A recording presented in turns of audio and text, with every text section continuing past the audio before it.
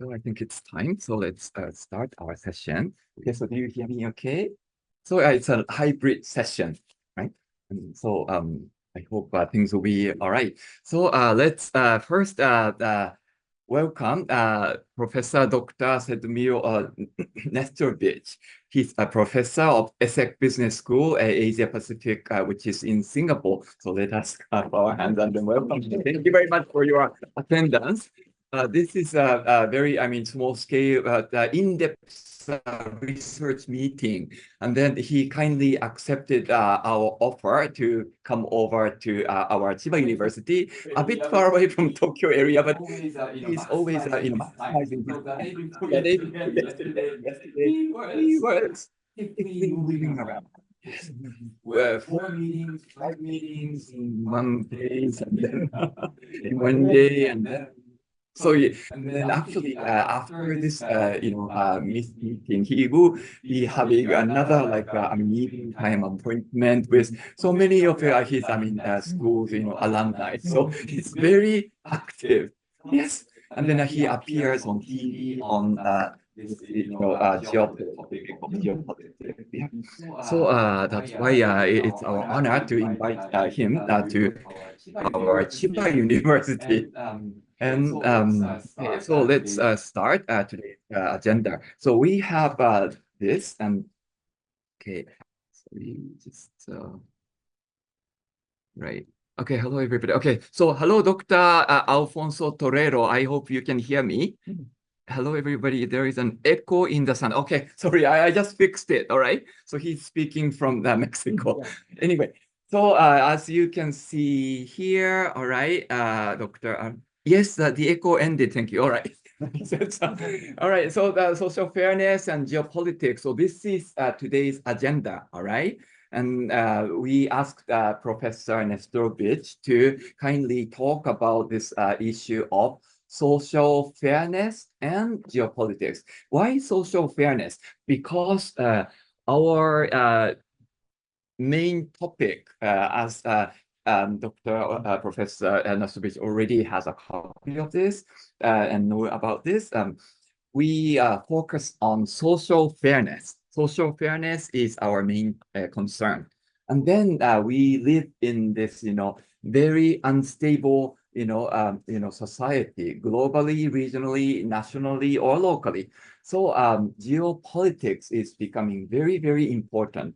I'm an economics major person. I always talk about efficiency, maximize everything. But if a warlike situation happens, maximization principle collapses. So that's why we need to think about a different way of analyzing the reality. So I was searching. Yes, Professor Nestorovich, he is the right person because he always combines geopolitics and business. So this book is his culmination of his 30 years of teaching. That's what I heard. So he quite recently published this book, Geopolitics and Business. So it's a very nice combination, very timely combination of geopolitical, security, risk related, sometimes militarily, so issues and business. So this is the right topic for today, and our interest is of course on social fairness. So let's combine these. Then the topic is social fairness and geopolitics. So that's today's agenda. So today we will be having in-depth the session from Dr. Professor Nestorovich until around noon time. But of course, interactive session should be very much supportive and helpful for our discussion. And then later, sorry about the future schedule, but we wish to publish a second joint publication like this in the future. That is why we are recording, this whole process. So the audience is very small, but in-depth discussion and then recording. Then after transcribing, we wish to have his chapter as part of our our second, upcoming book. And so, historically, I mean, speaking, Paul Krugman, this Nobel Prize laureate, he also did the same thing. He had no time, in the US, Princeton University, lots of lectures, seminars, etc., etc. So in LSE, London School of Economics professor, invited Paul Krugman to London. Okay, here is your room, very empty, and no one. Please work on your topic. And then he started to work. And then this book was published, Nobel Prize, So that's why I invited him out of his very, very busy, schedule for him to kindly talk to us about this topic. Everything clear then? So that's the background of today's discussion and session. So first, for the maybe first 40 minutes, 15 minutes, or maybe 1 hour, even if that's possible, we would like to hear a lecture from Professor Sedmir Nestrovich. Then after that, until around noontime, we wish to have this, discussion session, right? Okay, so without further ado, I'd like to ask Dr. Professor Sedmir Nestrovich to deliver his lecture. Thank you very much, and please welcome him. Thank you. Okay, so please. Yeah. Already, micro is from here, but I will do the clicking. You will use it. Okay, but I have to look here. Yes. Okay, thank you very much for inviting me. It's my honor to be with you. Professor Ishido for quite a long time. We also went to another country, which is to Serbia a few years back. So I'm very happy to be with you today in order to discuss about this topic, which seems to be unusual in a business school. But in fact, business schools, they have transformed themselves recently. In the past, it was only something like a vocational school where you are training people in finance, in accountancy, in supply chain, in whatever you want. But today, the business schools have become very comprehensive and very holistic, and they cover many things. So we have also departments of economy, we have departments of political science now in business schools, we have departments of sociology, etc. So it has become a completely different animal from the thing that we used to have in the past. When I joined business schools 30 years ago, it was not the same thing as we have today. And I am coming from a school which is called the ESSEC Business School. So in France, we have a specific path, meaning the business schools are independent schools. They are standalone schools, and they are not part of universities. Because the elite system in France is going to the Grande École system, and Grande École system is completely separate from universities.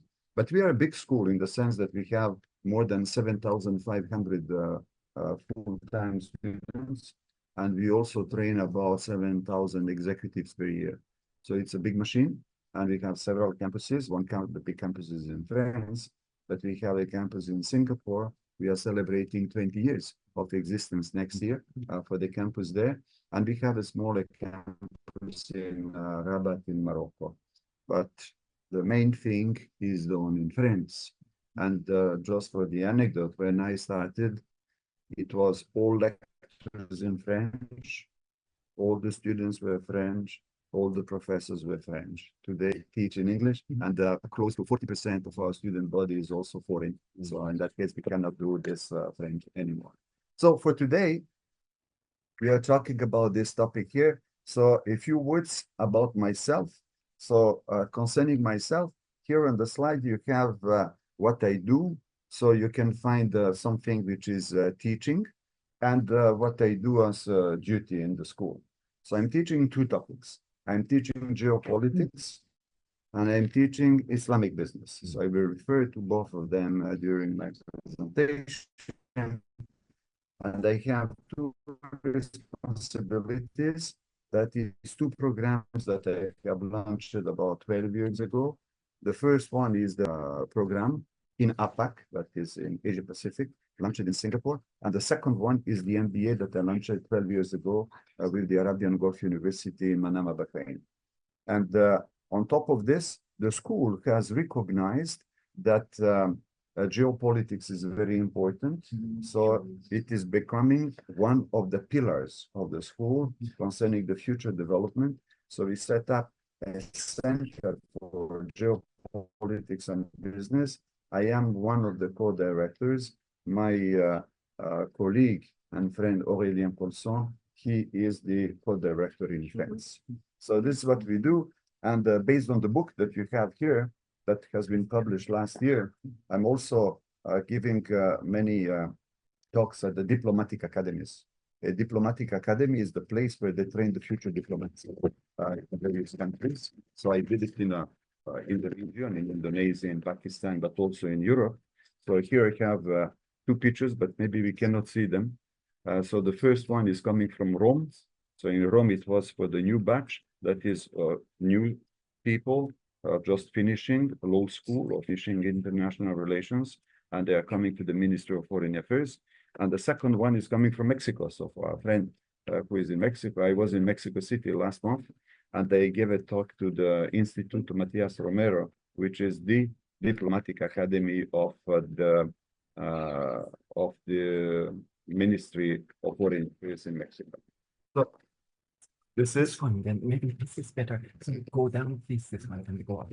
okay. We have some kind of issue here. So it works. Okay, fine.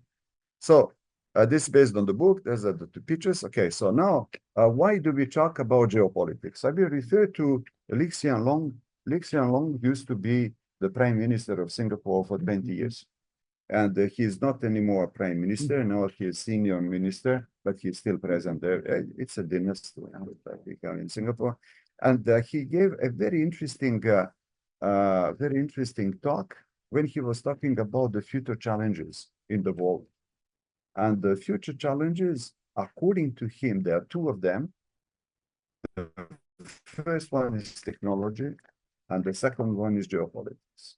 So it was interesting to see how, from his point of view, and he has extensive knowledge and he has extensive experience concerning politics and business, how he's looking at that. So in this approach, he's talking about that. And so we don't have the slides anymore. Huh?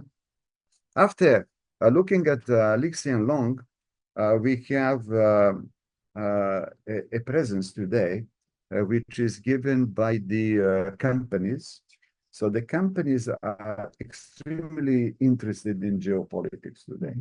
And they are working on this. They're present. You know what? Let's forget about the slides. I will just stop. So we don't use the slides. It really reminds me what we did in the past when we didn't have computers, when we didn't have anything. So we have just the blackboard and we are writing on the blackboard. So let's forget about that. Let's scrap it. And I will talk freely. Don't worry. It will be nice. So why do we talk about geopolitics and business? It is because the question is to know who has the responsibility of ruling the society, and especially concerning social fairness. Who is responsible of that? Is it the state? In that case, the state is holding the public element, or is it the corporation? The corporation is private. So as a private corporation, I will refer to another Nobel Prize. So in that case, we are looking at the people who were talking about the corporate responsibility. So the corporate responsibility was always the element that the capitalist system has put to in advance in order to say the corporation is here to make profits, and the corporation is giving taxes to the state. So the state is in charge of the social firm. The company is private, and the company is looking for private. But recently, it was not more the case. So the advance of the corporate social responsibility has changed everything. So now in the corporations and in the business schools, we also have to take into account the social element, which was completely outside, which was completely put outside, but now it is coming back. So this is why we have to talk about this. And there are many stakeholders and there are many reasons why we are doing it. One reason is that the environment of the corporation is asking the corporation to do it. Which environment? The political side. The political side is asking the corporation to have the discussion about social fairness and about the common good. This is another term which is very often used. So the common good and the social fairness are the very much important elements here, which is coming from the political side. But we also have the public opinion. The public opinion has shifted, and the public opinion is taking the company accountable for what they're doing within their environment and within the community that they are serving. So the public opinion is also very important. And finally, there is another stakeholder that we didn't talk very much about. It is the employees. The employees of the company are pushing the company in order to be present there. Especially the young employees. We have the generation Alpha, which is coming just after 2010. And there's people, there's young people, they're very much interested in that. You are teaching, I'm teaching also to very young people, and they find many young people, I ask them, where are you going to work? They're telling her, is there a company you don't want to work with? And they're saying this. The company which is not engaged in social fairness, I don't want to work in this company. So it means that we have to take into account many stakeholders which are pushing the company in order to be present there. Traditionally, we have not been present there, but today we are present also in this field. Now, how geopolitics is looking at that? Geopolitics is a topic which emerged practically at the end of the 19th century and through the whole 20th century, and it is still present today. So the term geopolitics has been coined in 1917. So it is a relatively new term, but the topics that we cover, they exist for as long as humanity exists. Wars, conflicts, massacres, etc. So this exists for quite a long time. But the term geopolitics did not exist. So in the past, we had just is the classical geopolitics. But today, we have the critical, we have the feminist, and we have the business geopolitics. So geopolitics in a nutshell is three things. You have the space, you have the state, and you have the power. So let's look at how social fairness is organized according to this. The first one, which is space, used to be called geography before. So this is where geopolitics come from. But today, because of the internet and because of the outer space, we cannot use the term geography anymore. So this is why we prefer to use the term space. So how is the space going with the social fairness? It is very important concerning internet. And we have to see the internet literacy of people, and we also have to see who has access to the internet. Because social fairness is also this. Who has access to the internet? Who has access to the knowledge? Who has access to the outer world? Who has access to the political ideas? Who has access to any kind of philosophical or social ideas? This is given by the internet. But there are countries and there are places where you don't have access to this, either because the technical side is not present or because the country does not authorize you to be present there. So they're building the firewalls, they're bringing everything. So there is a social fracture. The social fracture is between people who can have access and the people who cannot have access. So this kind of social approach is quite interesting from the political point of view and for the social fairness also, because we don't give the same right, we don't give the same opportunity for people in order to access this. Usually, the term social fairness can go in various directions. And here we talk only about the geopolitical and the business direction. We can have philosophical, theological, or whatever. But in this presentation, I will only focus on that one. So, classical geopolitics, space. Second one is the state. The state is the main actor that we have today, but it is not necessarily the only one. However, it is the most important one. So we have to see who is taking charge of the social fairness. Is it the state or is it something else? So that's classical approach. They believe it is the state. And the power, two elements in the power, you have the base of power and you have the use of power. The base of power is where does the power come from? So for instance, it can come from hard power. So in that case, it will be military, it will be money, it will be resources, etc. Or it can be soft power. In that case, we talk about influence. What do you do with power is either coercion, you are forcing someone to do something, or you are using influence. So in that case, we have the state, and we have the power. In terms of power, this is where social fairness is present. Who has access to money? Who has access to education? Who has access to the opportunities?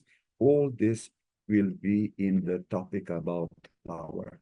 So this is why, from the geopolitical point of view, we can also be present there. Classical geopolitics was the only one for years. But 30 years ago, we have a new one. So 30 years ago, we have the critical geopolitics coming back.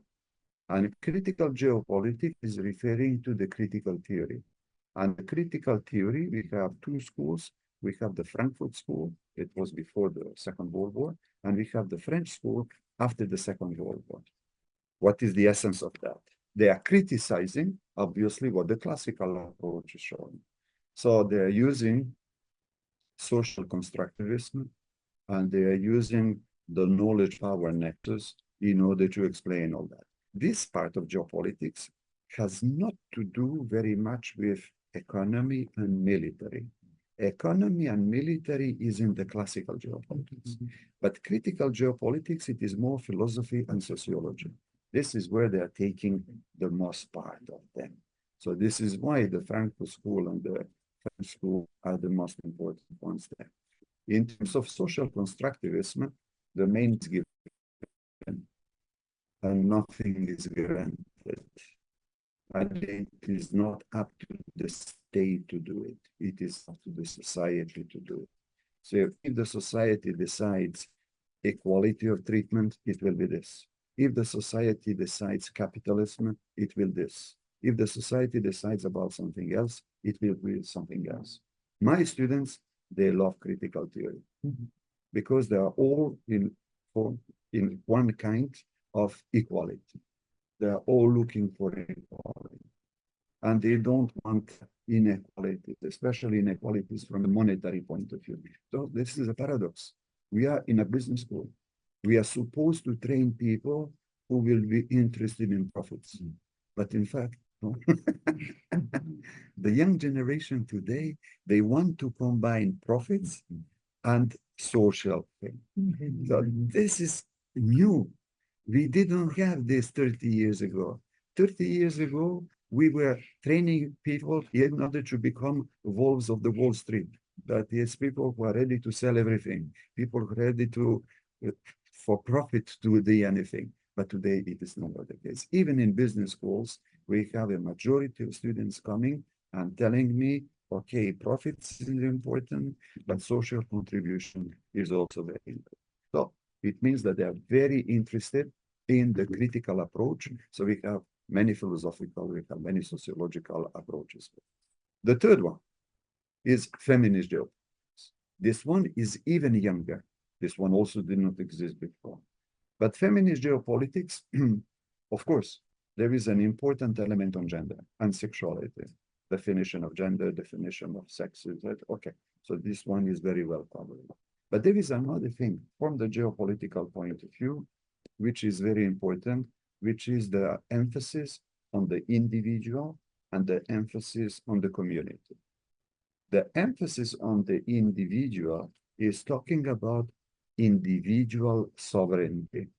So individual sovereignty is opposed to the state sovereignty. In the state sovereignty, let's take one example.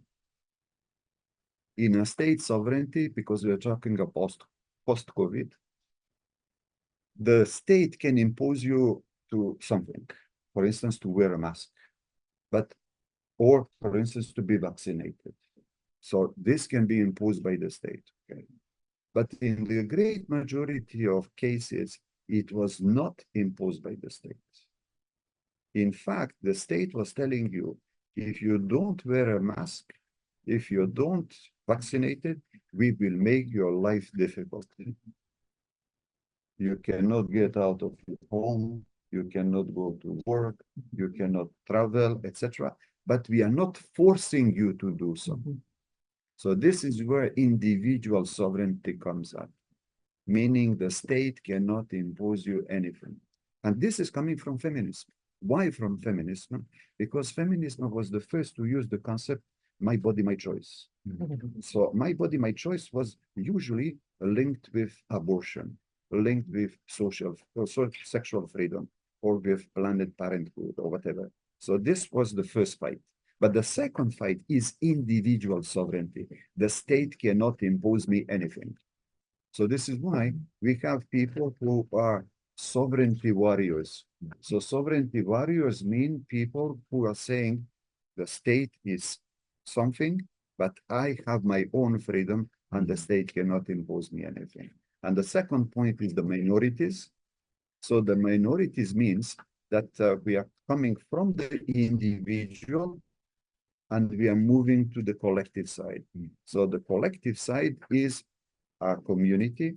So it's very difficult to define what a community is. It can be based on gender, it can be based on ethnic, it can be based on religion, it can be based on anything. So this is where the social fairness from the feminist point of view is extremely important because we talk about individuals and we talk about communities. And both of them are very important for social fairness. The business geopolitics is the last one. So now the question is, who has to take care of this? Is it the state or is it the corporation? And the next question is, can the corporation run the state? Can the corporation be the state? So when I was in Mexico, there were many ambassadors in the room and they launched this question. Wow, they were shocked. They wanted to kill me. They were saying, well, how can you say this? They're all public servants. They all served the state for 20 years. And I tell them, no, you are not efficient. The private corporation is efficient. Yes, but the private corporation cannot have an army. I say, are you sure that the private corporation cannot have an army? I will give you many examples of the contrary. Yes, but the private corporation cannot run the economy. Are you sure? The private corporation can have its own currency. It can have its own economics. It can have its own monetary policy. We don't need you. Wow. It was a provocation. Just in order to start the conversation. But they were so shocked that it had an interesting conversation after that because the state is not necessarily the container of the social life. So it means that the state is not necessarily the organization in charge of social fairness. It can be the corporation. Why the corporation? It is because this is the place where people spend most of their time. So the social cohesion, the social interaction happens on the corporation. For instance, here in Japan, in Tokyo, when you go to work, you are taking the train. The train is the main thing. Yes. But you don't speak to the people in the train. You are coming to the work, you speak to the people in work. You take the train to come back, you don't speak to the people in the train. If you have a family, you speak to the people when you go back home. But it is short span of time. When do you speak to your children? Never. Because the children are in their room And there is something on the door. Don't disturb. Don't come to my room. So the children, they're completely separate from you. So the cohesion is in the corporation. It is on the workplace. This is where everything happens. So for me, if we have to talk about social fairness, we have to introduce the corporation in the conversation. I don't say it is the only one, but it is a very important one. This is where you interact. And you interact with people you don't choose to interact with.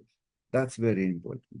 Because when you are in a church, when you are in a sports club, when you are in a, let's say, any kind of artistic uh, activity, you are choosing the people you are interacting with.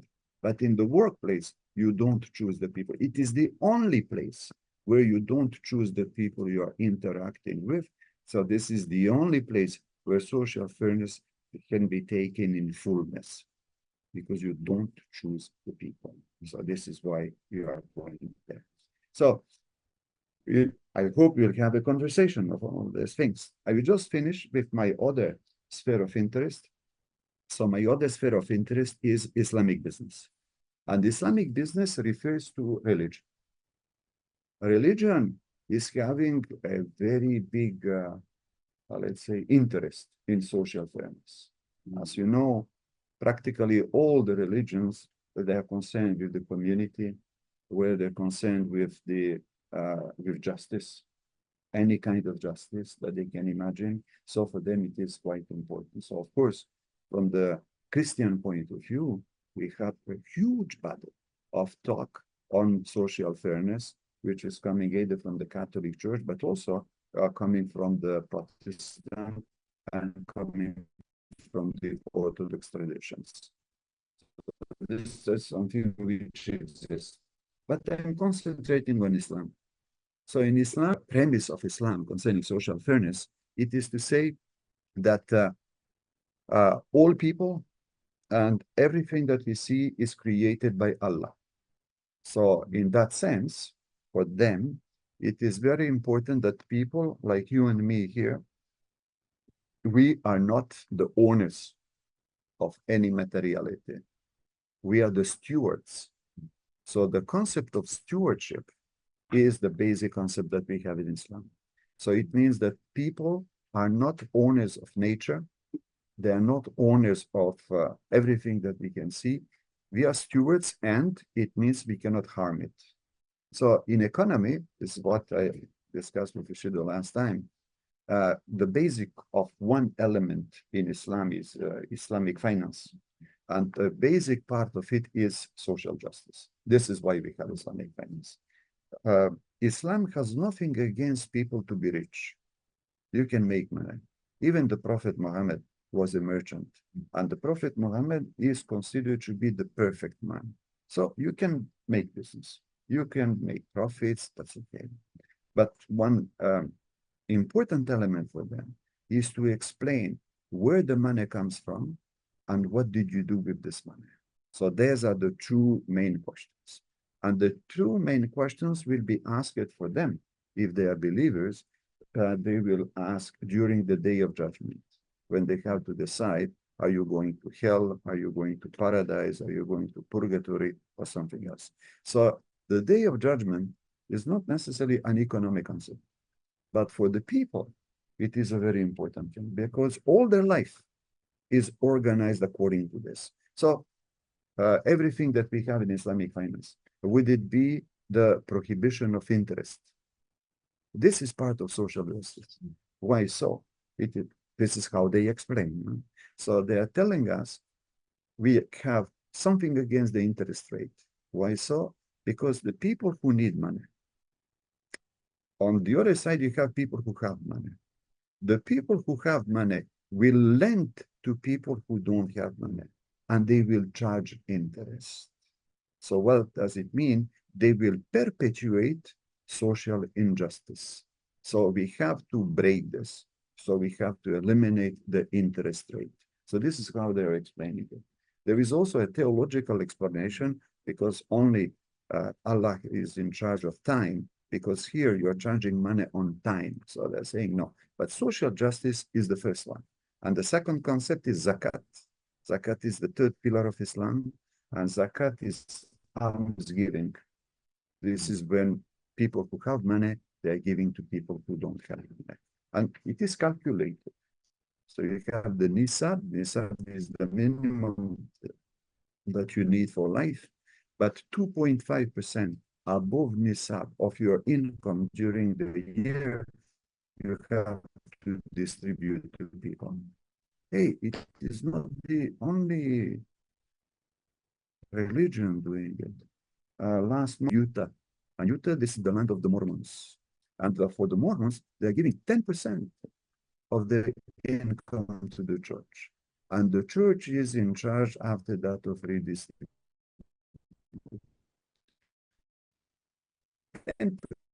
10%, while for Muslims, it is 2.5% after Nisab.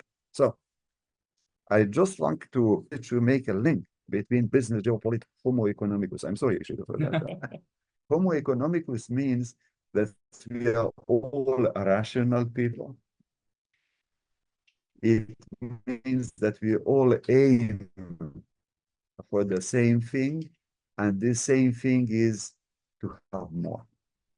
The same thing in the business world. We are also teaching students about different industries. And one of the different industries is, for instance, luxury industry. What is luxury industry? Luxury industry means that you are differentiating among people. There are people who have, and there are people who haven't. This is basic element of social injustice. But at the end of the day, people like it.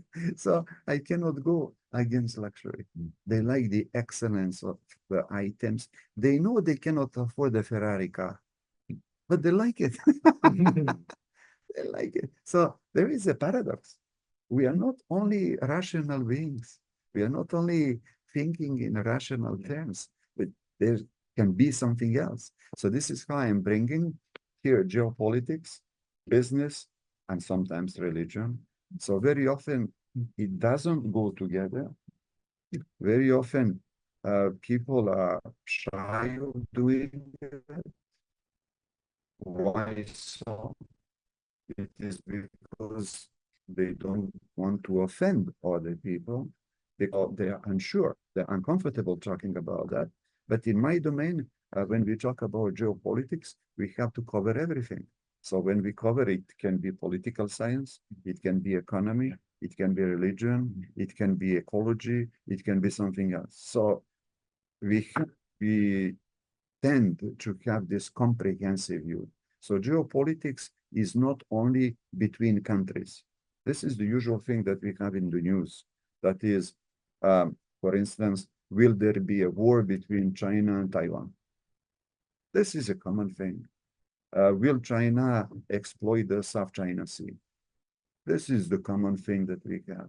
Or will, for instance, Trump impose tariffs on China? This is something that we have in geopolitics. But geopolitics, if we take it from the critical point of view or from the feminist point of view, it is not necessarily between the countries. It can be within the country. And we can have geopolitics within the country. If we take, for instance, the example of Japan, let's say that if you want to continue to be, let's say, a leader in economy, you need people. Where will the people come from? You don't have a high fertility rate. It will be from immigration. I don't see any other possibilities. So is Japan ready for immigration? Well, that's a big question. And if you're ready for immigration, from where? Will it be from Africa? Will it be from Europe? Will it be from Asia? From Europe, you cannot, because the fertility rate is also very low in these countries. The only parts is Africa and Asia. So is Japan ready for massive immigration from Africa? Hey, this is just a question. Provocation. But if immigration comes to Japan, in that case, we will have geopolitics in Japan. Not only between Japan and the other countries, but you will have communities in Japan and you will have to manage this. And maybe you are not ready for that. So there's other questions that we can ask. So geopolitics is not only between countries, it can be within the country. If we talk, for instance, about China, the fertility rate in China is also very low, very low. But if you are looking at different regions, the region with the highest fertility rate is Tibet. And the region with the lowest fertility rate is Shanghai. And there's a huge discrepancy between them. So what will happen in 50 years, in 100 years? We will have maybe a change in the demographic structure in Japan, in China. So far, the Han population makes 90% of population. But maybe in the future, it will not be. Maybe in future, it will be 80, or maybe it will be 70. So you have to see how do you manage that. And we have the same thing in Singapore. Singapore has also a very low fertility rate. It is below 1. So they cannot survive. They need immigration. Which one? Singapore is already a mix of 3 populations. Chinese represent 75%, Malays 14%, Indians 11%. Where will the immigration come from? So Singapore is using what we call demographic engineering or social engineering. So social engineering is when the state decides which population will be present in the state. They're not living spontaneous. No, they are saying, we want this, we want this, we want this. So social engineering, as you know, it has a bad connotation because it refers to social Darwinism. It refers to what Hitler did, but also what Japan did during the Japanese imperialism. So it has bad press. But all the states, they are concerned with that because they have to control and they also need to have a possibility how to ensure the future of the country.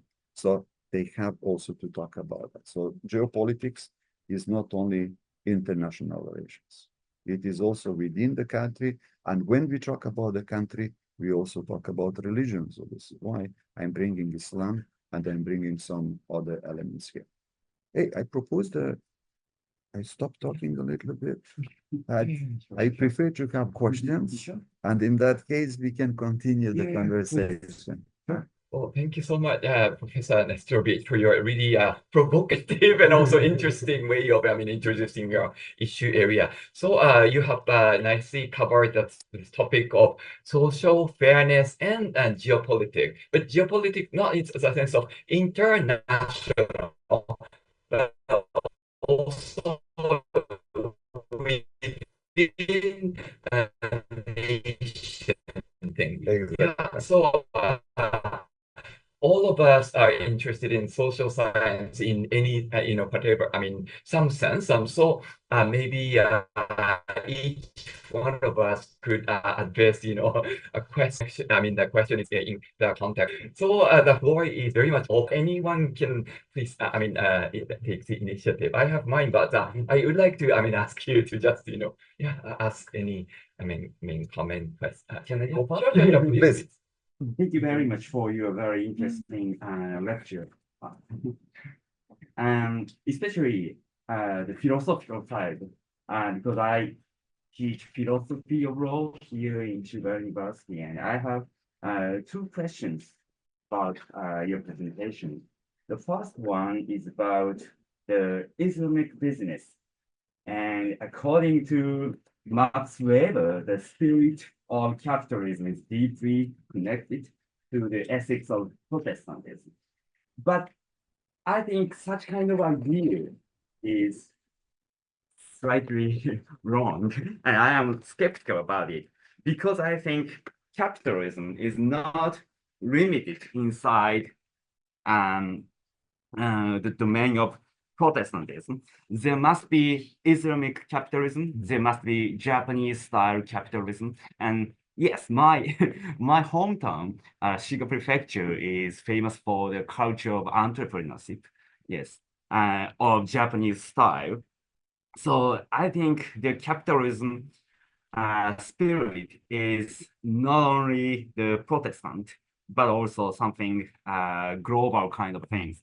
And my question is capitalism limited inside the religion? So my question is is it possible to be atheist capitalist? So free from any kind of morality or such kind of, so such kind of thing. So I'm not sure. So if you have any opinion, please tell me. And this is the first question. And my second question is about can corporation be a state or state-like government? Of course, they can have a military, they can issue currency, but I think it is very important question that can corporation have democracy inside that? So of course, they can, but they do not have to. So if they have to be democrat, I think they must be for example, kind of the socialist cooperative, like the market socialist kind of thing. So actually this is a topic a colleague of mine researching for. So so I think a lot of Japanese corporations are very, very democratic. And in my opinion, Japanese corporations are usually very communitarian. And I think Toyota is, I think, the typical case of that. But I think, is it, universal way of thinking or not? So, so this is my, second question. Very good questions. Thank you very much for the questions. Hey, can I answer you? Sure, please. Okay, thank you. So concerning the first one, it is a constant, I would say, discussion about Islam and capitalism. Why so? It is because when we look at the development of capitalism, let's say starting with the Enlightenment or starting with the Middle Ages, okay, it happens that with colonialism, Islam has lost, meaning Islam has been put in a freezer. It did not develop as the other countries, as the capitalist countries were developing. So this is why in many places they believe that Islam has a problem with capitalism. Okay. But when we are looking from the theological point of view, this is not the case. Why so? Because capitalism is based on what? It is based on the private ownership of the means of production on one side and on the free market on the other side. That is having the less influence from the state or from someone else. So you have these two pillars, ownership, and on the other side, you have freedom. And Islam is for both. It is for the private ownership and it is for freedom.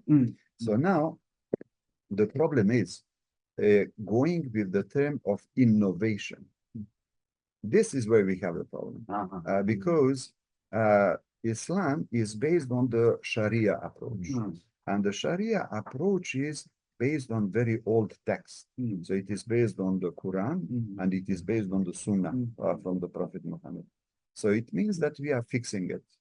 And for the Sunni Islam, which is the main one, 90% of Muslims, they reject the possibility of innovation. Because innovation in Arabic can be said as bid'ah. And bid'ah is like a heresy. So if it is a heresy, in that case, it is very difficult to implement. So this is why for many of them, when, for instance, you have Japanese cameras coming, they were saying, we cannot take picture of human beings, remember? Because in their art, they cannot have David here, that you have the sculpture. They cannot have this. You cannot represent human beings. It is idolatry. So idolatry will be rejected. And as such, they banned cameras, they banned TV, they banned everything. And later on, they say, our we had to authorize. But at the beginning, they were banning it. So it means that develop. How can they innovate if you are banning some new elements? So this is why you are right, saying there is a problem with capitalism. However, I will recommend you one author, and this author is called Timur Kuran. Timur Kuran, he is a professor, I think, at Yale or Princeton, something, one of these two. So Timur Kuran, he is working very much on Islam and capitalism. And he wrote a book which is called Islam and Mammon. As you know, Mammon is money. So Islam and Mammon. So in this book, he's talking about that. And he is also talking about the problem of the shifting of enlightenment, that Islam did not came there, did not innovate. For instance, in philosophy, in terms of philosophy, they say that the doors of Ishtihad, that is of the personal interpretation, have been closed in the 12th century. So it means from the 12th century onwards, we didn't have philosophy. We don't have this kind of thing. But up to the 12th century, it was the golden age of Islam. Europe was completely destroyed, but Islam was the shining beacon. But they did not follow with the Enlightenment. So this is why there is a problem for them. But with the basic premises, that is ownership of the means of production and free market, they are totally aligned with that, but they didn't implement. So this is the situation that we have today. The second one, corporation as a state. And you're right. A private corporation is not a democracy. The shareholders are the owners. So it cannot be the employees, it cannot be the suppliers, it cannot be the clients, it cannot be anyone else. And the shareholders decide about everything. They can close the company if they want. They can go in another direction if they want. So they have full freedom. Okay, fine. But now the question is, should the corporation be a democracy? Not necessarily, because now we have to look at the efficiency. Is democracy efficient? That's that's another discussion that we can but I think, yes. Is it efficient? Yes, So yeah. in Singapore, for instance, they adopt a very pragmatic view. So what is a pragmatic view? They say they use Deng Xiaoping, and he is very famous. He said, you remember, it doesn't matter if the cat is black and white as much as it catches mice. Remember this one, huh? So, and Singapore is very in favor of that. They're saying, if in China something works, we take it. If in America something works, we take it. If in Japan something works, we take it. We are not bound by ideology. So you can call it democracy.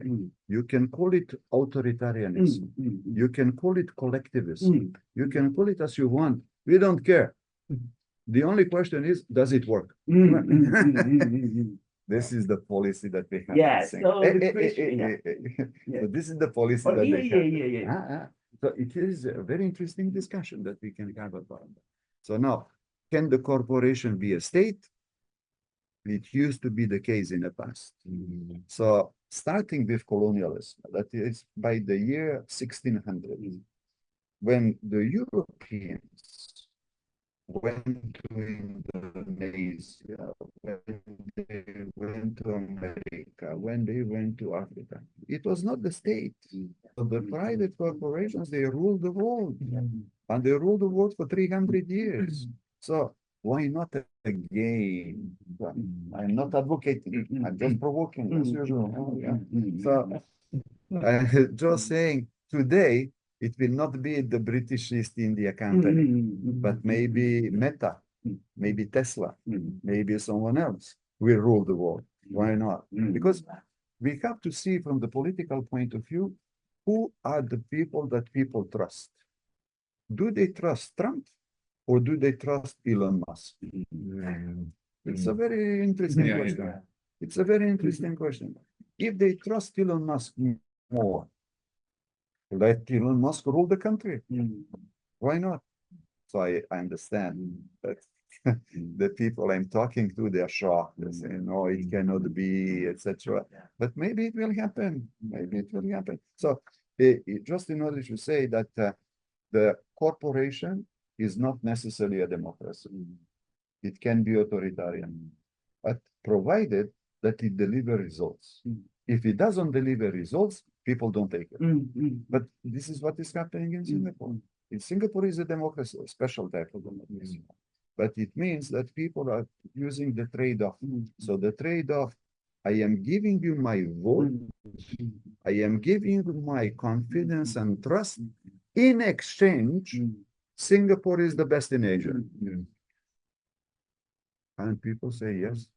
Yeah, Okay. I believe in the Francis Fukuyama style. Right. Oh, yeah, yeah. So I think real democracy must prevail. But in the end, as you know, Francis Fukuyama, he changed his idea recently. really? After 30 years, he changed a little. Because now he is talking about Trump and he is talking about the other. I understand the book, the end of his story is quite famous, but we have to see. I think that he delivered this a very important article, just several weeks ago, when Trump has been declared president, he authored another by saying the things that I talked 30 years ago were valid at that time. Today we live in a different world, so we have to accept that we also have to reconsider what we're talking about. One last point concerning collectivism, which is very important. I'm coming from a country which was called Yugoslavia. And Yugoslavia at that time, they didn't want to be capitalist, but they didn't want to be communist in the sense of Soviet Union. And they invented the third path. And the third path was self-management. Maybe you remember self-management. So self-management was extremely interesting for many people in the world because they were saying, finally, we have some intermediary. We have people ruling the society. It's not the state. It was the people ruling the society, and it was people ruling the corporation. And we also giving some freedom, etc. So, well, it was like a laboratory. I know people coming from the whole world. They were coming there in order to see this laboratory. How can this work? It did not work very well. But many people were finding hope. Many people were saying, there is a possibility how we can do something else. So it can come either from the political side or coming from the corporate side, to use the case of Toyota, but it can be a tribal in Korea, it can be somewhere else. We used to call these companies paternalistic companies. So a paternalistic company is a company behaving like the father, having children. So you have to take care of them. So in terms of social fairness, if all corporations do this, we don't have a problem. We don't have a problem. Because at that time, before the Second War and after the Second World War, you have cities built around the corporation. And the corporation was running the hospital, the school, the train station, the post office. They were running everything.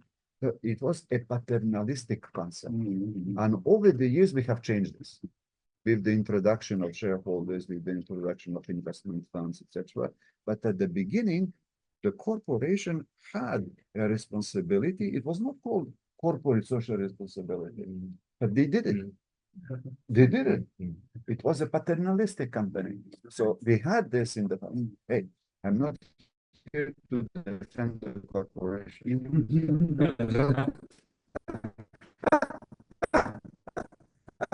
It's just to initiate the discussion. So I liked your. Thank you very much. Thank you very much. And then, okay, I actually was had received this online comment first, and so Can I just, because Dr. Alfonso Torero, are you listening here? Okay. Kindly type in his question. So if you could just, answer. Of course. I mean, so I will read this out. So due to the inefficiency of the state and chauvinistic culture in Mexico that regularly diminish women petitions for safe workplaces, new businesses are created by feminist groups. Nowadays, you can see feminist groups selling diverse products in Mexico City downtown. The problem is bigger than unsafety workplaces. Mexico is one of the countries with more feminicides in the world. Activist women are joining and doing collective organizations to promote their own social fairness. So can you read? course. He's online. Of course. So it's a very big question. I was in Mexico when the president has been inaugurated, and it is the first female president in Mexico. And when I discussed with them, they were very proud of this because they have a female president before the United States. So they like this. But he's right. We have many feminist states. We have a macho culture in Mexico, etc. So now the question is, should women's group be the only ones to promote this? Or should the whole society do it? Because in this case here, it is feminist group selling diverse products in Mexico City downtown. I believe that it is not enough. Men must be involved in this because without the men, they will not succeed. Because in a macho society, men still hold the position of power. So it means that they can say, okay, it is a feminine problem. It's not my problem. So you do it by yourself. So they will always be small. They will not have the big capital behind them. They will not engage the society. So from my point of view, it is not a feminine issue. Feminism is not only for females. It is for the whole society. And I was teaching this when there was a group coming from Morocco. Morocco is also a macho society. So there were only men coming from one of the biggest companies in Singapore. And I told them, let's talk about feminism. And they protested. They were telling me, Professor, I am not a woman. Huh? Why should I talk about that? And I told them, look, let's continue, and you will tell me at the end. And at the end, they tell me we are all feminists now. It means women alone cannot. We must have men also participating in this. So I understand that here you must start with something. So obviously they're starting with that.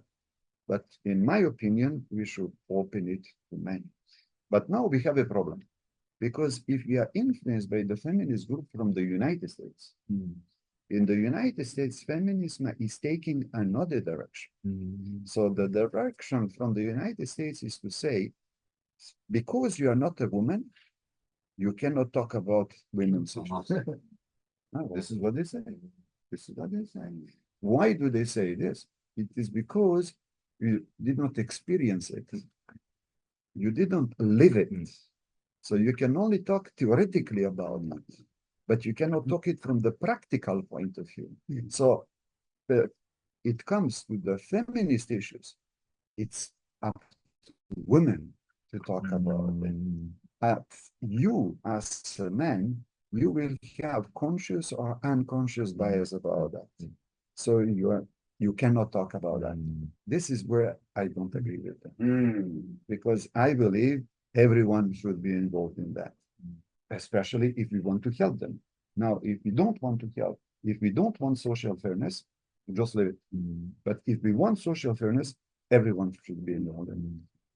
So sorry.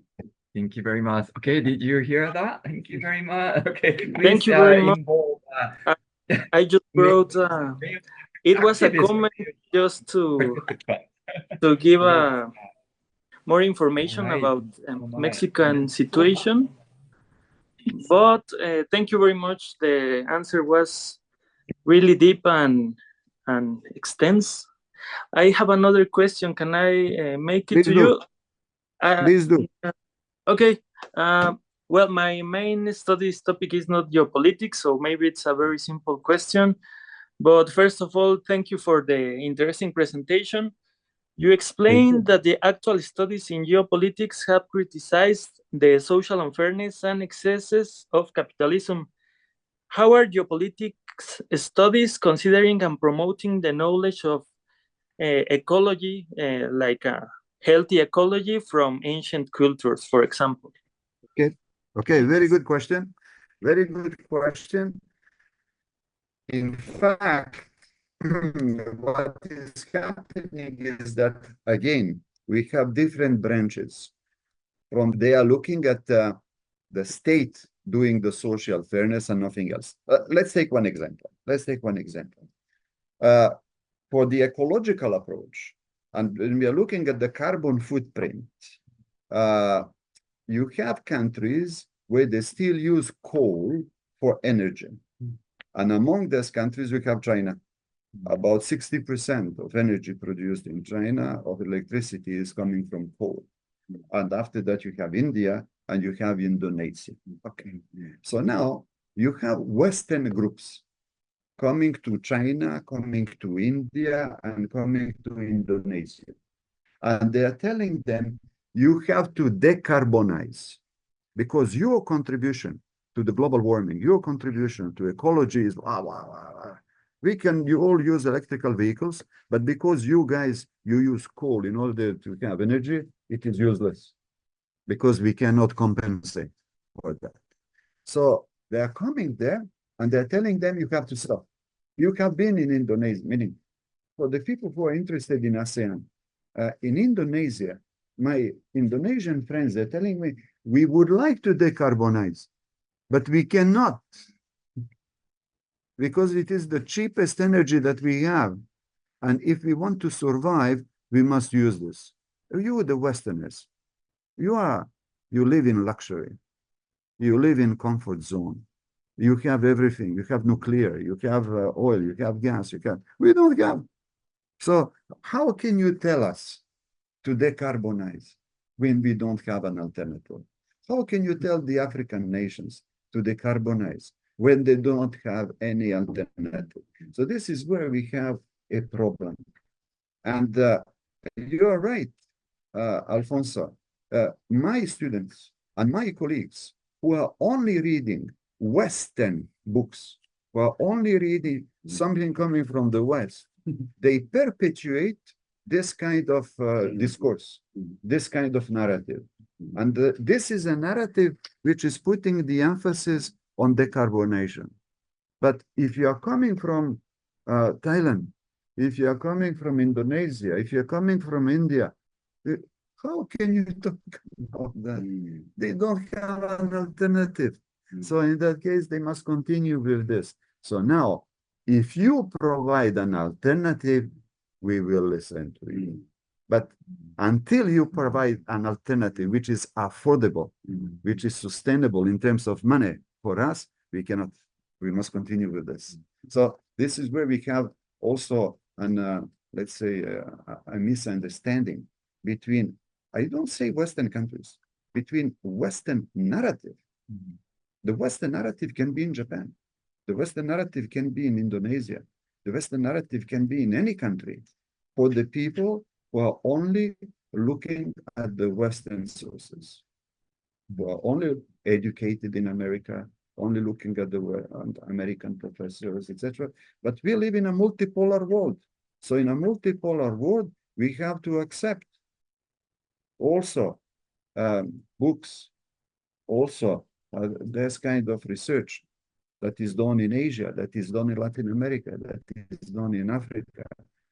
Because the Western narrative, of course, is a dominant one, but it is completely objective. It is not completely neutral. So we have to put this aside. But I understand the narrative that we have coming from the West is putting too much pressure, too much things on the developing countries, and they cannot financially they cannot afford to do that.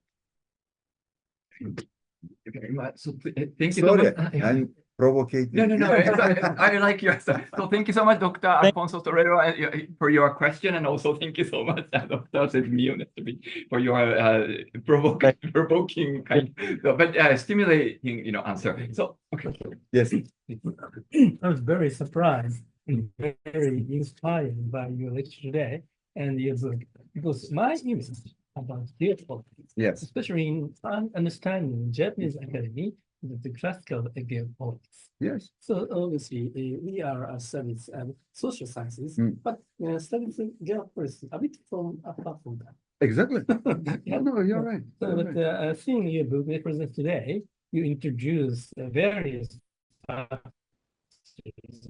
social sciences, such as feminists, and also I think study and critical approach and other approaches. We are very familiar with that. So I'm very interested in such kind of integration or intersection between classical geopolitics and new social sciences matters. I imagine that your presentation today is very surprising to Japanese academics. Some right-wing persons or right-wing academicians support geopolitics and attacks Yes. major social sciences, which are we are very close to major social sciences. So I think it's a very close to related to political matters. I'm a right-wing person, classical person, believe in the power balance and with the military power and so on. So attacks them. You're right. So how the situation is in your country that you're around? It's a very smooth communication or a kind of bad in that? So you are right to mention this. Right. Classical geopolitics, the main aim of Right. classical geopolitics was war. Yeah. Because they're talking about hard power, they're talking about soft power, they're talking about military and money, but it is to make war. And one famous French author coming from the critical side, he authored a book, a very small book, by saying geography is studied in order to make war. So it was very interesting to look at that. But classical geopolitics is this one, because who were the geopoliticians? They were coming from military, many of them. So this is why, for instance, if you are going to a military school, they will teach geopolitics. But if you are going to the Institute of Political Science, maybe they will not. So because they are saying this is something when you say that you teach geopolitics, you say, you must be extremist, you must be right wing. That's the usual approach that we got. So it was the case before. Today no more because of the other approach. So now there is practically a war between classical and critical geopolitics, because usually classical geopolitics is associated with the right wing. Critical is left or Marxist or whatever. So this is why there's two group of people, they don't like each other. And when I wrote my book, I was reading both. And you can see in the books of classical geopolitics how they don't like the other one. They never talk. They never participate to the same symposium. Right. They never participate to the same conference. They don't invite each other. They hate each other. So there is a war within geopolitics between these two. Because the people from critical geopolitics, they accuse the others in order to give, let's say, some kind of intellectual backing for war. Intellectual backing for massacres, for genocide, for everything. And the classical geopolitics, they accuse you of wokeism. And under the term woke, everything is bad. Social constructivism, why? That's a bad thing. How can you talk about that? So this is nonsense. This is not working. How can social constructivism talk about gender and nature? How can he talk about facts? How can he talk about independent science? But there's other questions that critical theory is bringing on the table. So they're saying, no, we cannot talk to you. It was a rare book when you talk about everything. And I don't have a preference. I am not defending one element. So this is something which is unique because there is no preference. There is no defending one idea. I'm exposing all of them, especially for my students, because I don't want to influence my students. It's up to them afterwards to choose what they want to do. But you're right. There is a war in geopolitics between the 2 or 3 branches. Feminism is the latest. Feminists, they don't like the critical geopolitics. Why is that? It is coming from the critical part. But they are saying that the critical geopolitics fails to understand the feminist point of view. And they are saying in critical geopolitics, you don't put very much emphasis on patriarchal society. You don't put very much to men as position in authority. You are just saying it is social constructivism. But we feminists, we want to go further. We want to identify who in the society is creating inequalities. And it is you, men. So, not good, huh? So, hey, this is why there is a war between them. So, unfortunately, if I want to organize a conference, it will be very difficult for me to invite the 3 of them. I have to go for one of them. I was in the United States. I was talking to the main author in critical geopolitics. His name is Gerald Toll, and he's a professor at Virginia Tech, very close to Washington. And I told him, Gerald, I would like to invite you to Singapore, but I would like also to invite, for instance, Francis Fukuyama or someone else. Say, I don't talk to those people. No. But I think that your way of geopolitics is very, very interesting. And I'd like to introduce your idea in general. So my question is, Yes. obviously, we are familiar with social science. Yes. And so what is the additional matter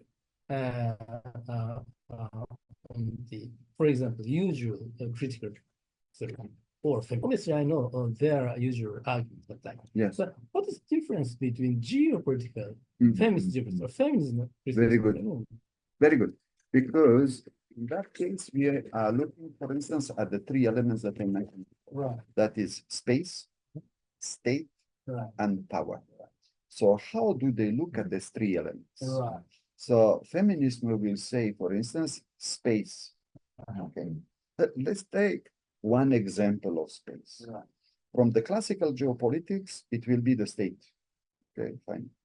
From the critical geopolitics, it can be an international organization, or it can be a city, or it can be something else. So you are destroying the level of the state. You are using some other, as they used to call, scales. Do you have geographers here? No, we don't have geographers. Okay. Environment, history. So in geography, they use very much the concept of scale, on which scale you are. Okay. Fine. So feminism is going further, and it is saying, what is the space for geopolitics? So they use the concept of low politics. High politics is military. But low politics, where is geopolitics? So from the feminist point, geopolitics. Because in this place, we have 7 or 8 persons. And we may have different ideas. We may have different origins. We may have different beliefs. Geopolitics is here, not only on the level of the ministry, not only on the level of the. So this is feminist approach when they are looking at the space. So they're looking at that and they're saying, for instance, the space can be a classroom. The space can be a family. Because you can argue in the family. Let's say you have children and these children vote. Do they vote the same as you? Do you influence each other? This is feminism. So they are looking at this type of space, not only on the high level, but they believe that geopolitics is everywhere. So one example, I finished with this one. One example, for instance, during the war in Iraq, you couldn't go, and you are coming from ODA. You know ODA, Official Development Assistance. So let's say Japan is sending, I don't know, $200 million in Iraq in order to help the local population in Iraq. Okay. So, but in Baghdad, there is just one place where you can go. There was one hotel. It is called Al Rashid Hotel. In this hotel, you have people from ODA, you have diplomats, you have military, you have journalists, you have business people, you have spies, everyone is there. Where do they meet? In the bar of the hotel. So from the feminist point of view, the bar of Al-Rashid is more important than the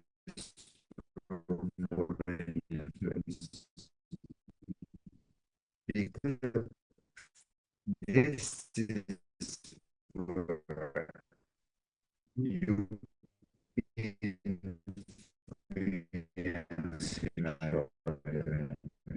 this is where you intoxicate each other. Right. This is where you are selling information. So it's not only gender. We have approach concerning the state and the specific, I would say, contribute from the classical one. Right. Okay, my last I've introduced our project of public philosophy. Yes. You know, and global or regional conflicts and so on. Some try to introduce the idea. So I think our approach is familiar with the approach. Use enlarge the conception of geo. Yes. Spatial. Okay. So our approach originally concentrated on spatial temporal dimension. Okay.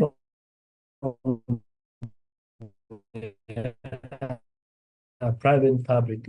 So what are how to steward corporations? Some scholars or theories thinks regards corporation as private matters, you know. But the other, including myself, tries to introduce the idea of the corporation as a public dimension. You know, Definitely. I agree with you. So very. I agree with you because the corporation has many public, not only features, but also responsibilities. Yes, right. So, and it can be only private. Right. Because we live in a world, why so? Right. Because everyone is asking from the corporation to contribute. Yes, that's right. There is a push towards that. Indeed. So now we have even the state, the recent one. So the recent one was BlackRock. BlackRock is the biggest investment company in the world. They control $10 trillion. So when he is coming to Japan or somewhere, the prime minister must meet him. He represents $10 trillion. So huge amount of money. So what is happening is that BlackRock has been asked by the UK to reform. And Trump asked Elon Musk to create a completely new division, which is called DOGE. Did you see this? Department of Government Efficiency. So it means that everyone now is asking the corporation to contribute. So some corporations, they are not ready for it. Because some entrepreneurs, they are saying, no, I have my company, I want to do new computers. I'm not interested in the society. Why do you ask from me? It is the state. It's not my responsibility. But we cannot.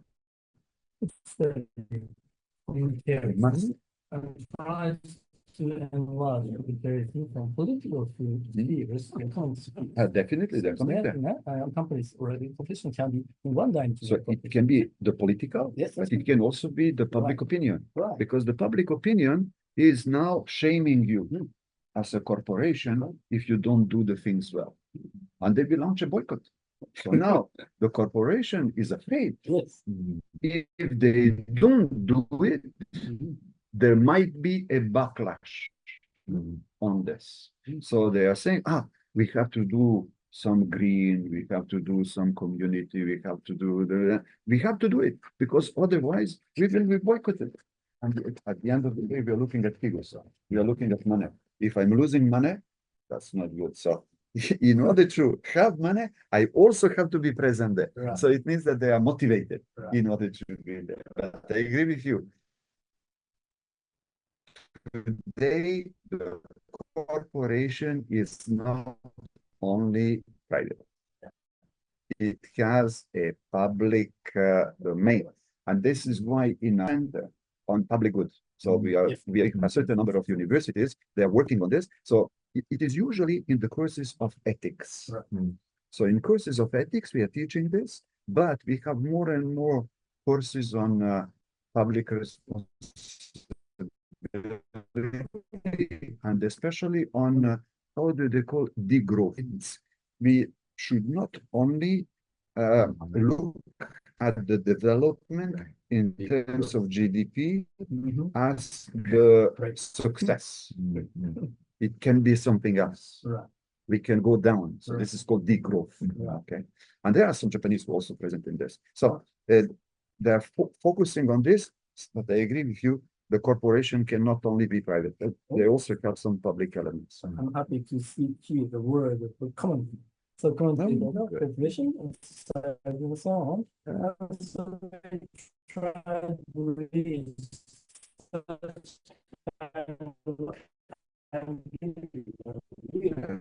and well-being for studies of well-being, such as positive cycles and so on. That's our personal project. Yeah. No, we're good. Yes. So Professor, Kobayashi is very much into this, well-being related issues, starting from, of course, philosophical, in-depth thinking. He is now practically working on that. So if there's any collaborative thing, then Sure. Please. Well-being. Who is in charge of well-being? Is it the state or the corporation? Yeah. Very big question. Because again, people they spend their life in the corporation. They don't spend their life in the state. The state is far away, but they go to the company every day. This is where they notice if there is a change, if there is an improvement. The state is far away.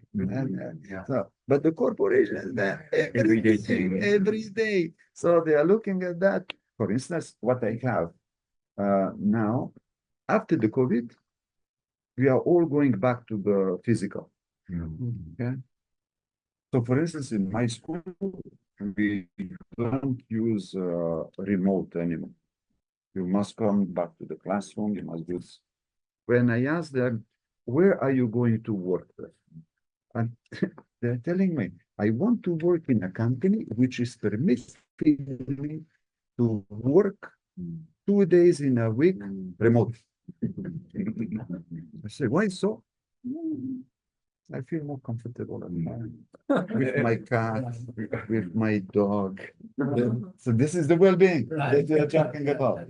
So the company which is offering them to have 1 or 2 days working at home, they're going there. They're not going with the company forcing them to go to the work every day. No, they work every day. So the well-being is corporation. It's not the state. But state is also present. But I am looking at the other side. There could be, geopolitics of well-being, right? In terms of commuting and, space. No, you have geopolitics of sports, you have geopolitics of religion, you have geopolitics of everything. It can be the geopolitics of well-being. Of course. Okay, so, any other comments, question, intervention, please? Okay. Please. First, I'd like to say thank you so much. Is really new for me. I actually worked in business before, and it is really new for me to know the relationship between the business and geopolitical information. So, which is really innovative and wonderful, I would say. So my question is, you talk about strategic planning using the example of innovation, Okay. and you also talk about self-management and so Yes. a lot of stuff. So I'm just wondering because different ages usually have different topics. For example, in the 90s, the topic of the society Okay. focused on the IT. Okay. And when the ages enter in the 2020, so things start to become more related to the internet, Okay. such as SMS. Okay. And nowadays, people start focusing their eyes on AI. And you talk about the power state and Power state and space. thank you so much. And space. Yeah, and how the topic of the society influences these genres in general. Very good. Very good. Very good. So, when we talk about the internet, or when we talk about IT, or when we talk about AI, etc., the thing is, I think the same. Who is doing this? Is it the state or the private corporation? If the state is doing it, the state may have a goal in order to do it. Let's imagine that the goal is democratization. Let's say that the goal is well-being. Let's say that the goal is social fairness. Can be. But the state can have another goal to control the population. And it's a completely different approach. Okay? So the state can have different goals. So we have, it is not necessarily democratization. Why should it be? It can be something else. So we have to see what is the goal of that. Now, for the private corporation, you also have to see what is the goal of that. So we can have people who are only interested in profit. And we can have the so-called visionaries. Elon Musk is a visionary. This guy is not interested in profits. This guy is interested in changing the society, in moving people to Mars, in having a neural link or whatever. This guy is not a business person. This guy is like, I would say, more a mission. He is on a mission from his own religion. He's not a business person. So we have to see what is the objective that we have now.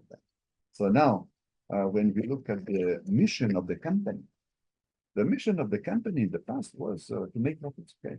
But now when you're looking at the mission of the company, if you're going on Panasonic, if you're going on Sony, if you're going on Toyota, they all have mission of the company, vision of the company, etc. Today, it's no more profit. Now, you take them and they are all having the same thing. We are here to serve the people. We are here to make people better. We are here to make, oh, that's not true. The first thing they want is to make profits, but they are using this as an excuse. However, they have this promotion. So now, in order to completely answer the question, we can create virtual communities. So virtual communities, we are going back to the concept of tribe. Tribe used to be a, let's say, a classical thing. So classical thing, a tribe is made by people bound by blood, by an authority, etc. Fine. So that's the classical. When I go to Bahrain, I have my participants from Saudi, from Kuwait, and from Bahrain. And I ask them, do you know what is the tribe you're part of? And they say, of course, we are all part of one tribe. And we know exactly what is the tribe. So now the question is, can you marry with another tribe? We can, but we have to choose the tribe we are marrying with. So it's very complicated that we have this. But we have modern tribes. So I will recommend you one author, Seth Godin, Godin. And Seth Godin is proposing a new type of tribe. So this type of tribe is saying a tribe needs only two things, a means of communication and a leader, nothing else. So internet is providing you a means of communication. So I believe we are all here on a certain tribe because we are all using social media. I ask my students, for instance, are you on Instagram? You know Instagram? Yeah, yeah. On Instagram. Are you on Instagram? How many followers do you have? Within 10. It's okay. It's okay. No, He doesn't. yeah, I think you can do it. Okay. How many people do you follow? A lot. More. Oh. More. So she's part of a lot of tribes because the Instagram is a platform and it is permitting you to be part of tribes. She is part of many tribes at the same time because she is interested in art, she's interested in business, she's interested in academia, she's interested in that. So as many type of tribes she is part of, we have many of them. But this is provided by the private companies. It is not by the state. Can the private company push some tribes? Yes. With the algorithm that they're using, they can say on your thread on Instagram, they can say this one will appear first. This one will appear second. I am on LinkedIn. So when you are on LinkedIn, you are looking at the first, second, but who decides which information is the first, second, third? It is the company. It is not me. It is not the others. So the company can push for some tribes, and the company can, to some extent, manipulate that. So when people are not, I would say, careful, since the company is not a democratic company, they don't need to push for the democratization. They can push for tribes that you don't even know that you are part of and that they are pushing for them. So today, with the IT and with the internet, we have new tribes, we have new communities. When he's talking about the well-being, is he talking about physical well-being? Is he talking about mental well-being, or is he talking about virtual well-being? I'm sure he's not talking about virtual well-being. He's talking about physical and mental. But the virtual well-being is this given by the companies. So is Facebook a well-being campaign? It can say, yes, for my employees. No. For the people who use Facebook, will practice well-being. And they will say, I never thought about that. So now you will think about that. I have another question about that. So, about the Oh, maybe there is another question here. I'm sorry. About the tribalism of the, Yeah. yes. So which kind of tribes do the private corporation push? Do they have any standard of the selection other than the profit? Exactly. Very good question. Very good question. So we can say, if you take a company called Ben and Jerry's. Do you know Ben and Jerry's? The ice cream? Ben and Jerry's? Never heard about? So Yeah. Ben and Jerry's is from the United States. And it is competing with another brand, which is called Häagen-Dazs. Alright. You know We know Häagen-Dazs? that. We know that. You know Häagen-Dazs? Yes, of course, of course. Small and expensive.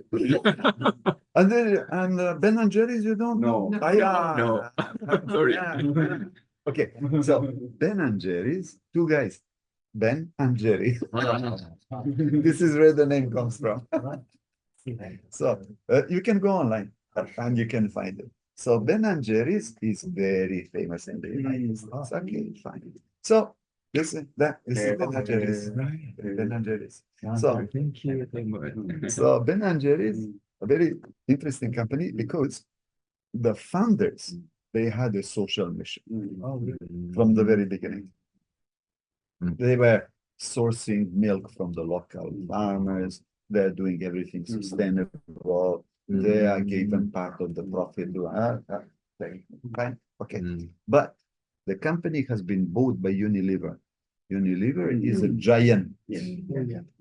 It's a giant. But they had an independent board for the social missions. And they are saying, okay, we are selling the business, but we are keeping the social mission within Ben and Jerry's. Okay.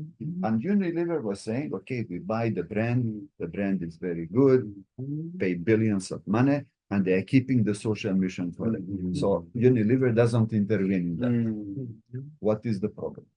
The problem is the war in Gaza. And Ben and Jerry's, they are Jewish, but they don't support the state of Israel. And in Israel, you have a franchise selling Ben and Jerry's. And they are saying to Unilever, we want to stop this because we believe that this money is going to the military. We don't want this to participate, etc. And Unilever is saying, no, you sold the business. We can do whatever we want. And they say, no, we have the social mission board. So today, if you are going online, there is a war between Ben and Jerry physically and Unilever. Will they continue with the social mission or won't they continue with them? So it means that within the corporate world, we have fractures on this field. Now, concerning the tribes that we have here, will you push for some tribes? Ben and Jerry, they have their own tribe. This is the people who love not only ice cream, but they love the social mission of Ben and Jerry's. They will never buy Haagen-Dazs because Haagen-Dazs doesn't have a social mission. They will always go for the other one. So this is how they are making a differentiation. They will say the quality is the same. So why should they go for this one? I will go for the other one. But Unilever is telling them, hey, stop on. We are interested with money. We are not interested in the social mission that you have there. So they have their own tribe. They have their own tribe. So now we have to see, will Instagram push Unilever or will it push Ben and Jerry? Unilever is paying money for advertisements. So this is where they have to respect that. But at the same time, the people who are on Instagram, they may have this well-being, the social fairness in mind, etc. They cannot eliminate completely Ben and Jerry's. So it's difficult. They have to make a choice, but it's difficult to make it. I'm just using this example. Thank you very much. So, Dr. Lee, your question was finished? Okay. You were in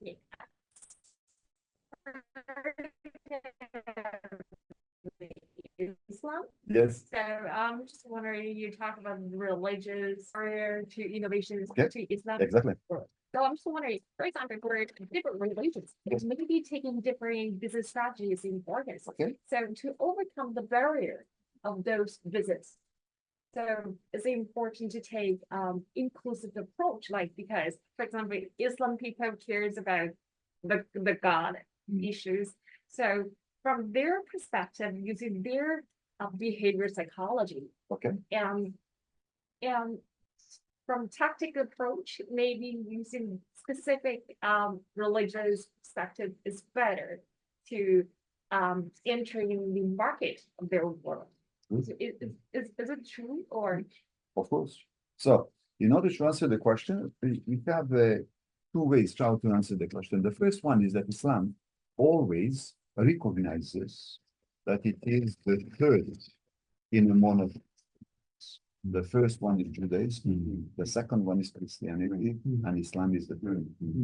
So they respect the prophets, they respect everything coming from Judaism and Christianity. So for them, it is natural to be inclusive in this way. They are not exclusive in the sense that they reject Christianity and Judaism. But they consider that the Quran is the third and the last revelation.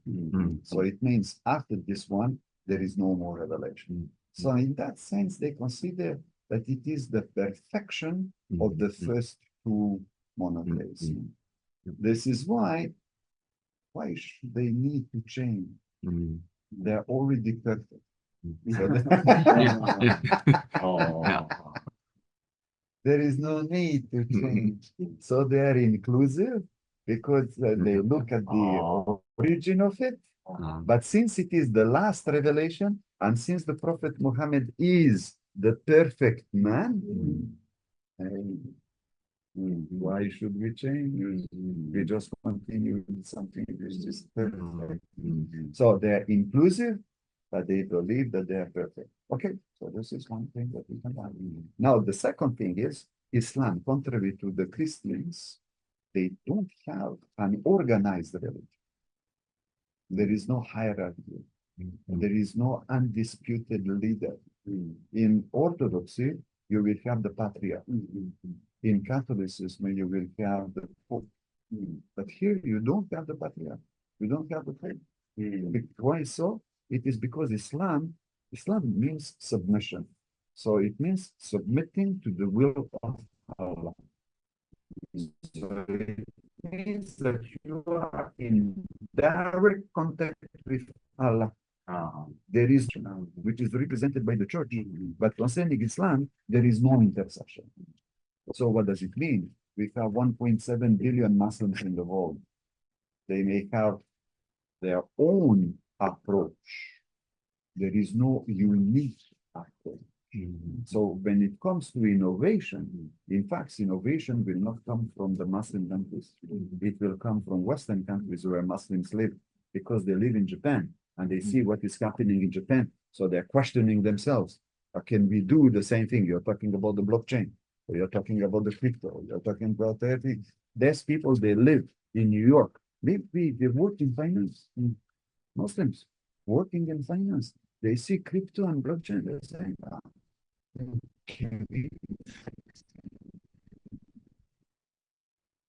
we cannot go back to the Quran. We cannot go back to the Sunnah because it doesn't talk about that. So this is how they invented a new approach. When you want to launch a product or a service, it can be Sharia based. So Sharia based means you are going back to the Quran and Sunnah in order to find, is it present there? For instance, can I eat pork? You are going there, I know, I cannot eat pork. Can I charge interest for finance? I know, it is written in the Quran, I cannot. You have to be linked. So I have to go there. I have to go. This is Sharia based. But the new products that we have, they are not Sharia based. They are called Sharia compatible. This is the invention. So they are Sharia compatible. It is not written in the Quran, but I make it compatible. Who is making it compatible? This is the openness of every discussion, because here we have the Sharia scholars. So the Sharia scholars, they will say, I will make it compatible. So I will make it halal. I will make it authorized, even if it is not written in the Quran and the Sunnah. So this is how they're innovating. Great, thank you. Thank you so much. Thank you so much. All right. So thank you so much. Conversations, very nice conversation going on. So if the two doctors from China, if you have, we have 11 minutes to be precise. So just briefly, but it's very important for you to ask questions, right? Because my major is my research is about the history. So I kept thinking the history of business and geopolitics, and also the or if the company and the corporation could be a state. So 100 years ago, you mentioned that in the big companies like East India company was really ruling the countries, many countries and regions all over the world. And then now it's becoming that it's kind of like the history like come back again, like the big companies is ruling the world, ruling the countries, happening again, I think, right? So in that sense, and from the historical point of view, do you think what has changed? What has changed, and or is it going to the to the right direction, or it is just going becoming bad or worse than before? That is a very good question, because historically, we consider that there are, let's say, historical cycles. So if we believe in historical cycles, it can come back again. If we believe that there are no historical cycles. In that case, we can have several options, and this one is not the main. Okay. So that's another discussion concerning the historical cycles. But concerning your precise question, what could be differentiated campaign, etc. If we consider that corporations have a natural way, and the natural way is to be dominant, the natural way is to be hegemonic. In that case, they will impose, and they will not accept competition. They will not accept alternatives. They will not accept any kind of interference. Let's say this is the natural way. They want to be hegemonic. They want to be dominant. In that case, they can rule the state. If the corporation believes that it doesn't need to be hegemonic and that it can share with the others, in that case, it's a completely different approach. For instance, in the domain of IP, intellectual property, I can say for IP, I will keep it as exclusive property. So I will register, I will not make it available, etc. And you can have companies, so this is what is happening today with the Chinese companies. They don't want to register IP. Why so? Because they want it to be shared by the whole world.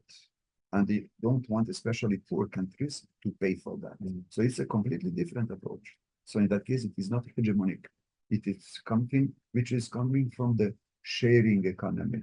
You know, the sharing economy has exploded recently. So maybe you are looking at this shared economy, which is quite important. So they're sharing that, and they don't want to be hegemonic.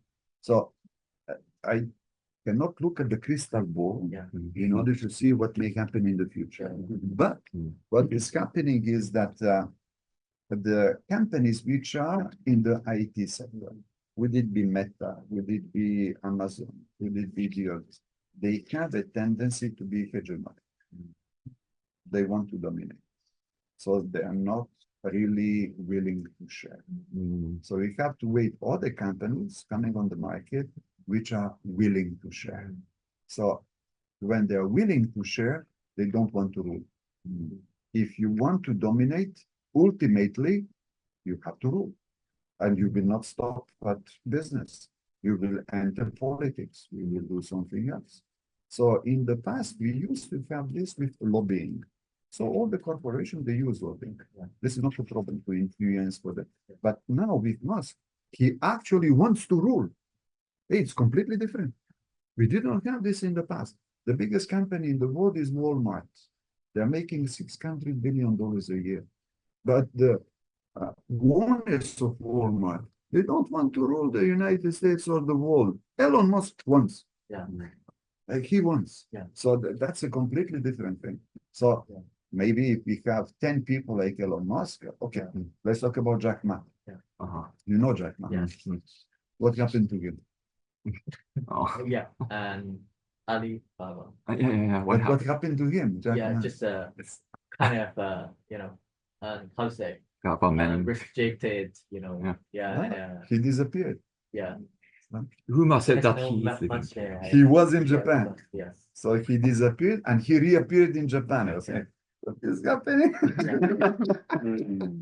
Kind of lose charge of But the company. did Jack Ma wanted to rule or not? What do you think? What do you mean? Like, To rule the country? I don't think so. We have to consider. Maybe this is why he disappeared. Hey, when we talk about geopolitics, we talk about sensitive issues. Well, like this one. Like this one. But we are here in, let's say, academic circles. Do we have academic freedom? Yes, definitely. You can Yes. talk, huh? Yes. Okay. So sometimes when I'm in Singapore, they ask, is it recorded or not? I see. So people cannot talk, you know. But geopolitics is this. We are provoking. We are going further. So don't be afraid when I'm asking those kind of questions. So this is the very, if at the end of the geopolitical course, you didn't argue or you were not upset, it was not a good course. I mean, when we think about, it's the India company, we always like think, smuggling, Yeah, of course. it's the evil business, Exactly. all this, bad images and a comment actually, right? But nowadays, a lot of people, I mean, because of Elon Musk and Tesla, maybe a lot of people just looking forward to it, Yes. and looking forward to the company to rule, to how to say, ruling country or ruling some some business of the world, not only economically, but also the politically But and this is because socially something. Elon Musk is saying, if I want to change the society, Yeah, I have to take charge. sure. The politicians, they do not follow me. The politicians, they're volatile. They want to be elected, and that's the only thing they want. I want to change the society. So in that case, I need to take charge, Yeah. and I'm ready to take charge. Here's different. All the people, they don't want to take care. So now, we are not here to defend Elon Musk. We're just observing Yeah. what is happening. I did not have this situation before, so this is why it is so exciting. This is why it is so new, so different from the British East India Company or the Dutch East India Company that used to have in Indonesia. Yeah. They didn't care to be good. Yeah. At that time, no one cared about that. They were just smuggling, they're Yeah. exploiting, making money, killing people if necessary, etc. That was the time. Yeah. Today, no, today they have a pride, they have to be clean, they have to be green, they have to be everything. Sure. So actually nowadays, like common people, ordinary people, just actually are, how to say, benefiting from They all From the- benefit yeah, because the ordinary people, they're pushing towards that. yeah, Because they believe that some business people are more efficient than politicians. sure. Okay. Second thing, the business people, Sure. they have in mind more social fairness than politicians. Because many politicians are corrupt. They don't care about social fairness. Maybe not in Japan. But that's true. Why so? Because there's people, they're careful for being re-elected. And they will do everything in order to be re-elected. Elon Musk and Zuckerberg, they are not elected. They don't care about that. So they are saying, I have 20 years ahead in order to change. The politician Yeah. does not have 20 years. Maybe he has 1 year or 2 years. And after 3 years, he needs money for the next campaign. So does he have social fairness in mind? No. Maybe Zuckerberg and Elon Musk have more social fairness in mind than the politicians. So why should the politicians be in charge of social fairness? That's provoking again. Yeah. And then, okay, so time is just 1 minute left, but if Dr. Zhang can ask him a quick Yes. question. Yeah, my question is since about my country, China. Yes. And recently, I have been reading some news from the Japanese journalists about some Japanese companies deciding on considering to pull out their factory in Yes. China, yes, due to some political or policy Yes. reason. So, how do you think the business environment in China? China is country number 1. It is the country number 1 in manufacturing. So, in fact, no company can leave China because of 2 reasons. The first reason is the size of the market. There is no other market in the world which can replace China. We all believe about India, but India cannot replace China in terms of the size of the market. So we must be there. Second reason, the ecosystem. The Japanese companies, they have built China for the last 40 years. Yeah. So the automotive companies, everyone was present there. What is the ecosystem? The ecosystem is when you need suppliers, for instance, concerning this product, which is the Samsung, and yeah, or whatever. Let's say that we have 2,000 components inside. Doesn't produce them. Assemblies are assembling them. So Apple needs assembling this in China. If they need the 2,000 companies to be around them, the 2,000, what they need, the 2,000 they must follow. Will they follow? It's a big question. Maybe they will not. Maybe it's So- easier to find another person. I mean, Maybe. in that sense. But you have to create another ecosystem. Yeah. You need 40 years in order to create for another the- ecosystem. So the Japanese company pulling out of China, let's say that they go back to Japan. Maybe they don't go back to Japan, maybe they go to Vietnam, maybe they go to, let's say it is going back to Japan. They can go back to Japan because there is an ecosystem. If there is no ecosystem, they cannot. You forget. You cannot create an ecosystem ex nihilo in 1 year. You need decades in order to do so. So this is why China is confident. China is saying you cannot recreate the system. You can decide to pull out, but you will lose. Yeah. Hey, I'm not defending China. Yeah. But these are the two big arguments that China is saying, okay, pull out. No problem. Anyone, it's free market. So you can say here, you can go. And many of them, they pull out of China, not only because of political, but because of the raising cost. Yes. The cost is increasing in China. So Vietnam is today 1/2 of the cost in China in terms of labor. India is 2/3. So for some of the companies, wow, this represents a lot, but they cannot recreate the ecosystem. So this is what is pushing them here. If I don't have 2,000 suppliers for this, I can leave immediately. But I need the 2,000 suppliers. And they're not only working for me. The suppliers, they're working for other companies. So they have to mitigate. Will they follow you or will they stay? The company is not alone. So if Toyota wants to leave, they have to think twice about that. It's not an easy decision that they have about. Well, okay, so thank you so much, Dr. Professor Ted Mio Nestorovich, for your really thought-provoking kind of, and then offhand, it was actually offhand kind of lecture, sorry, without this, in PowerPoint, but actually it turned out to be very, very lively and good in the end because of, this kind of, I mean, offhand, lively interaction. So we definitely wish to cover, what has been talked about in the forthcoming, hopefully a second book like this kind of thing, because our country's, former prime minister have already, submitted his, chapter, and together with another lower house, member of, parliament. So they have already submitted. And so I would like to just, collaborate with them, come up with some kind of a written document and then just, get back to you through email.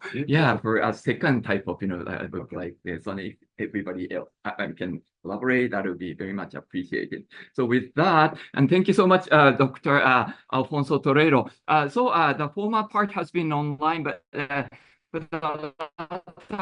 part here in Japan is noon time, and so we'll be having this, a luncheon occasion, and then formally, and then that's it for the day. And so as for the online session, that is all for the day. So thank you so much for your participation from Mexico. I know that there was another doctor from China, Dr. Wan Wei-Tin. She was also listening. So thank you so much for this online participation and also for this on-site participation. Once again, thank you so much, Professor Mio Nestorovich, for your wonderful lecture style. He always, gets, the Best Teachers Award.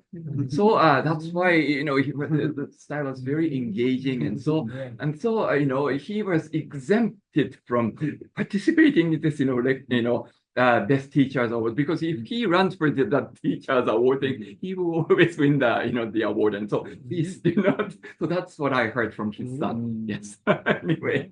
So thank you so much for your nice lecture and interaction on this topic of social fairness and geopolitics. So that is it for the day. And once again, thank you so much. Thank you. Thank you. All right. So Thank you. that's it for the online session. So Dr. Alfonso, thank you so much for your participation. Yes, thanks to you. It was very interesting. About Temu case, it will have been really cool to know what the doctor think about this business monster that is having a high impact also in Mexico, and well, I know in Colombia too. It's like this is the ecosystem that is, I don't know if you can say it this way, but having such a big economical and business power.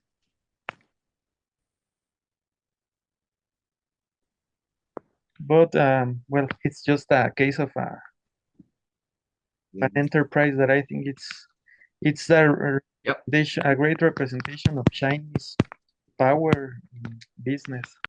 Very good. Okay. So just if Professor has any. No, it's okay because we have to finish. So yeah. Right. Thank you so much. Right. So that's it. And then is it okay for Dr. Alfonso to show up, or maybe if it's during your midnight time in Mexico, then that's fine. But we will be having, this group photo. And so using this, technology online and on site, maybe I can just put up your portrait and then just take the, for the group photo, maybe with that, this part at the, at the background. So if possible, please join us. If not, nighttime for you. That's fine. Yeah. So group photo session.